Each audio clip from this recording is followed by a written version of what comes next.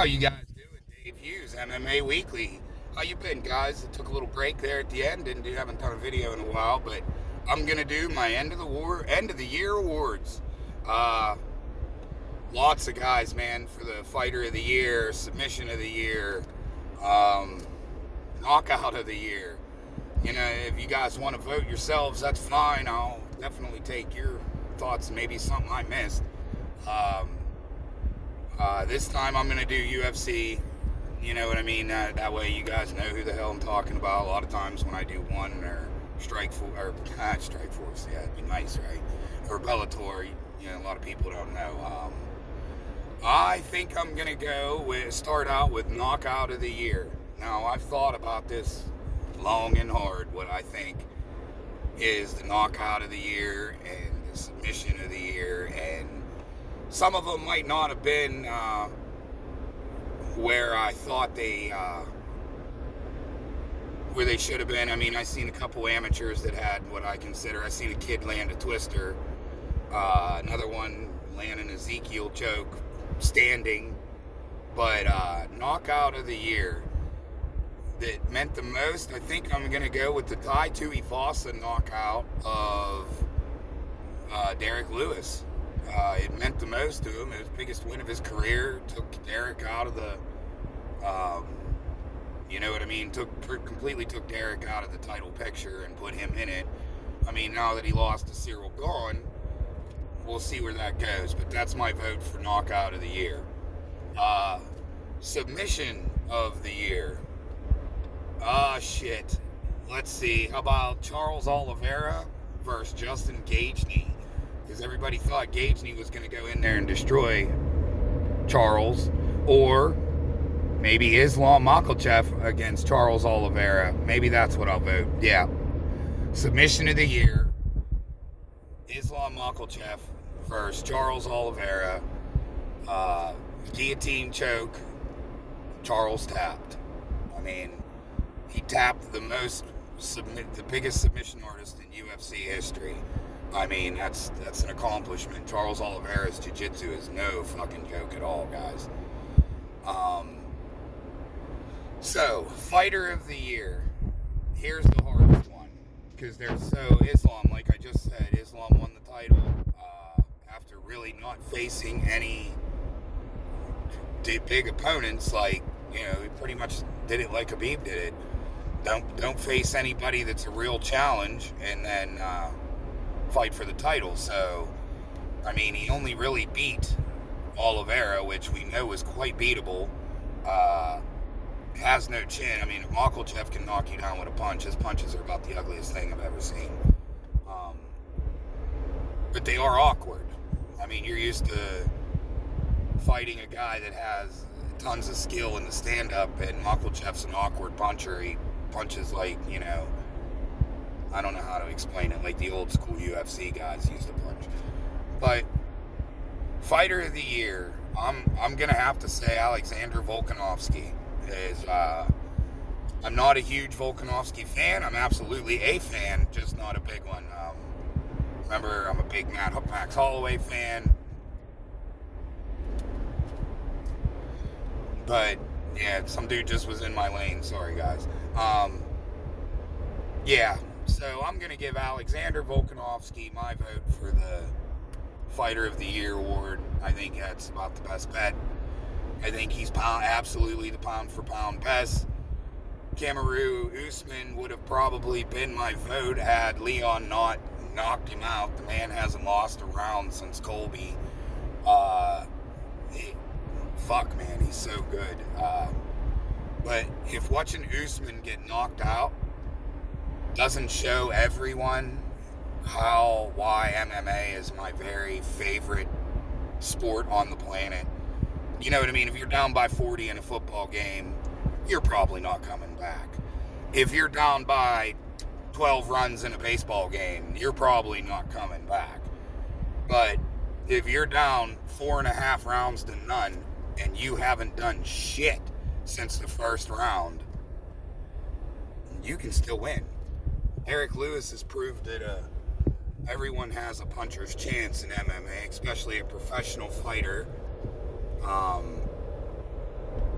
just for the simple fact that, you know, these guys, they live in the gym. They live to fight. That's their job. They're modern day gladiators, man. There's nothing else I can say. They go into the arena and they're pretty much in their underwear. They get locked in the cage and they leave their heart out there.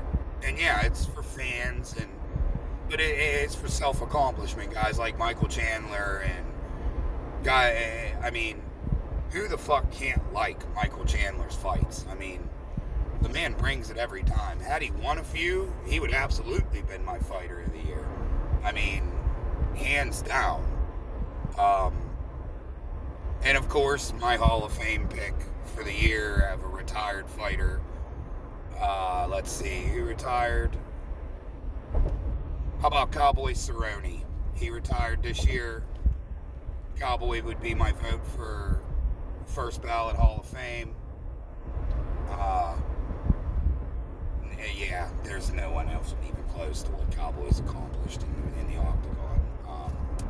I think Jim Miller's going to retire this year, and that'll probably be next year's fighter of the year, because there's nobody going to be able to, unless somebody like Jones retires or Izzy, or I don't see anybody beating out Jim Miller for fighter, my Hall of Fame vote for next year. So I already picked that one.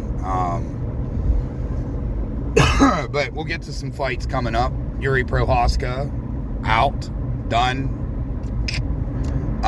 Do I think he can come back from an injury that he sustained? They pretty much said there's nothing left of his shoulder. He wants to come back in 6 to 8 months.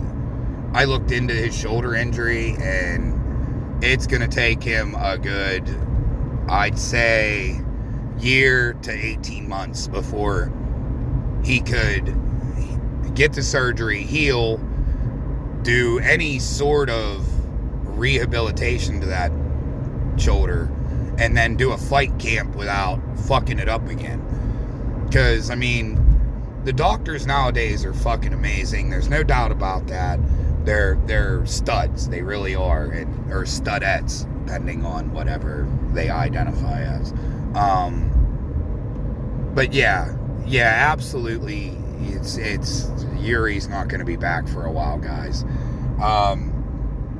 Then we have the title fight. Ryan Superman Spann versus Glover. Now, the Yawn fight, Yawn lost the fight. I'm not going to try to butcher dude's name. Ankle, I can't fucking say it, but whatever. The big Russian dude, we're just going to call him Ankle Off. But he won the fight. He should be the champ. But I think what they seen is a champion that was unmarketable.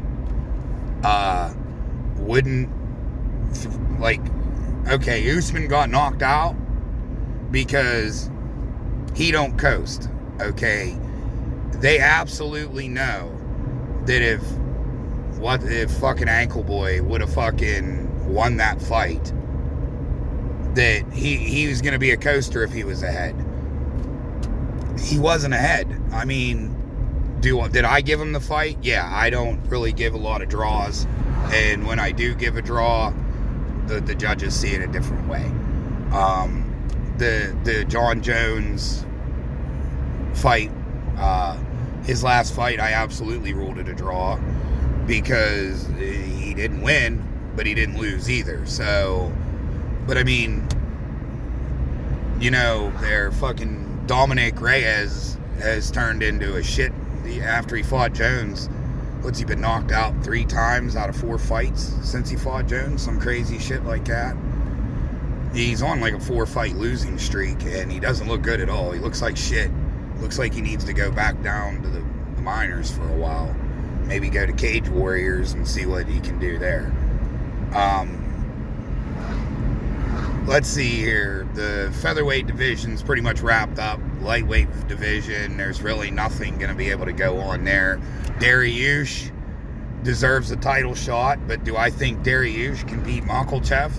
Fuck no.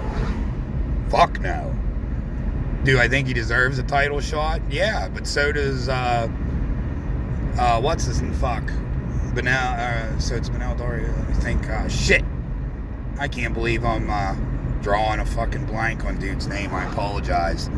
But yeah, the guy, he just trained with Habib. Bilal Muhammad. Jesus, that was... You guys see smoke? Smoke coming out my ears there? But yeah, Bilal Muhammad deserves a title shot as well. Do I think these guys are going to beat Makhachev or Alexander Volkanovski? Nah. Makhachev, you go to the ground with him, it's going to be a wrap. He's too strong for both those guys. If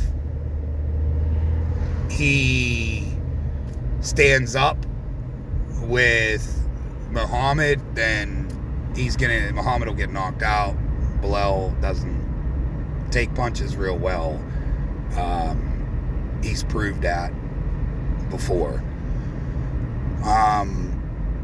And I don't believe either one of them have the heart to heart their way through like Alex does. Alexander Volkanovski proved to me that as much as it kills me, he's probably got one of the biggest hearts in MMA. When you're caught in a guillotine choke by one of the best submission artists, if not the best submission artist in the UFC, Brian Ortega, and you man through it, heart through it, whatever the hell you want to call it, because don't think that choke didn't hurt. He might not have been going out, but Ortega has a fucking squeeze on him, man. The man, you get caught in it's pretty much, if you get caught in his submission, it's a wrap. And Alex toughed through it, hearted through it, man through it, whatever you want to call it. So featherweight and lightweight are going to be busy for a while. Welterweight, Kamaru deserves his immediate title shot, but it seems that he's having some more trouble with that hand than first thought.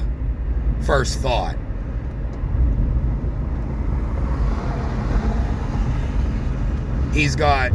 Oh, that was a policeman. Well, let them... that guy just took off. He's going to get pulled over. Anyway, you know what I mean? Kamaru's the champ. One lucky shot shouldn't not award you know what I mean? Who do I think will be the champs at the end of the year? Well, I think, man, it's hard for me to pick the Alex Makhachev fight, but I think Islam beats him. So I think Alex is going to end the year as the featherweight champ. I think I think the bantamweight title is going to be Henry Cejudo by the end of the year. Women's division, it'll still be Valentina and Bitchface, the Lioness. She'll keep her title. It ain't going nowhere. Juliana Pena got nothing for her. It was a lucky shit. She didn't train as hard as she should have. Thought she was going to blow right through Juliana. And she paid for it. Welterweight title, Usman will be the champ by the end of the year. Middleweight title, I think Izzy gets his title back. Light heavyweight champion, that's a tough one. I think Glover beats Spann unless Spann catches him with one. Yeah.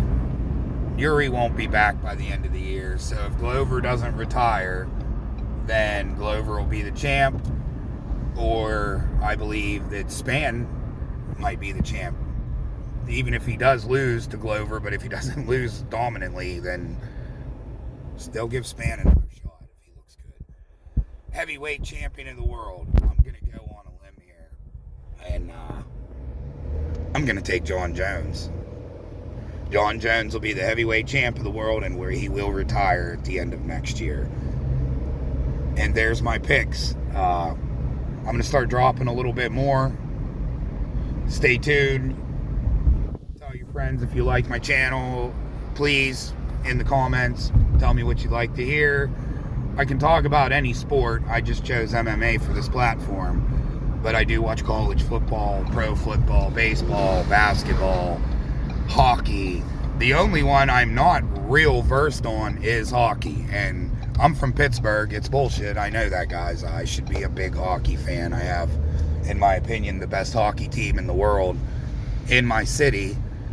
But I just, if you don't play or do the thing growing up, then a lot of times you don't get real excited about, watching it or whatever. Now, again, like I said, I absolutely will watch a hockey game. I've been to plenty Penguin games. It's not one of my top favorite. Fighting, football, baseball are my top big ones. But until next time, God bless and be safe.